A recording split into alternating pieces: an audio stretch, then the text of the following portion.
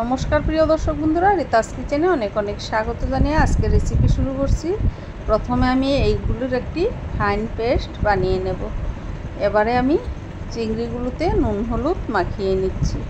দিয়ে দিচ্ছি হাফ টিস্পুনের মতো শুকনো লঙ্কার গুঁড়ো। এবার বানিয়ে রাখা পেস্টটা ঢেলে দিচ্ছি।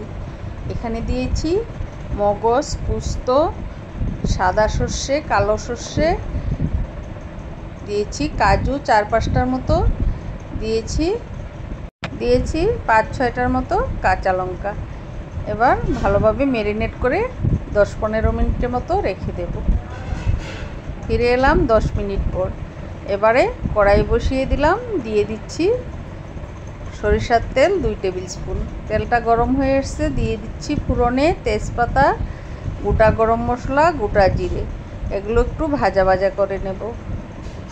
বন্ধুরা, ফোড়ন থেকে সুন্দর গন্ধ বেরিয়ে এসছে। এবারে দিয়ে দিচ্ছি পেঁয়াজ কুচি। পেঁয়াজগুলো একটু নাড়িয়ে চাড়িয়ে গোল্ডেন ব্রাউন করে ভেজে নেব।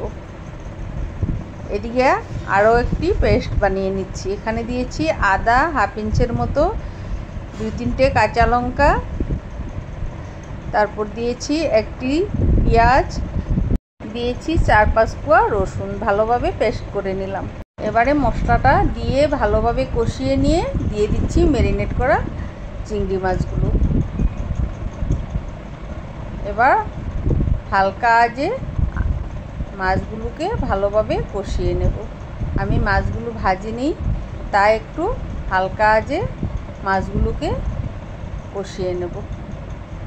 বন্ধুরা, এভাবে একবার বানিয়ে দেখো।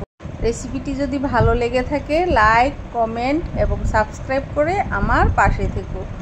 ভিডিওগুলো বন্ধুদেরকে শেয়ার করতে ভুলো না।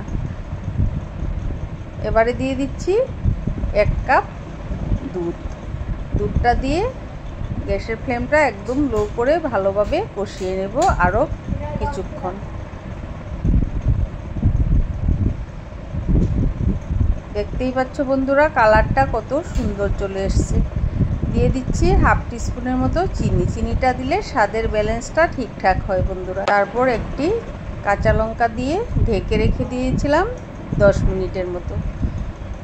এবারে নামানোর আগে 1 টিস্পুন গরম মশলা ছড়িয়ে, এই গরম মশলাটা আমি বাড়িতেই বানিয়ে নিয়েছিলাম।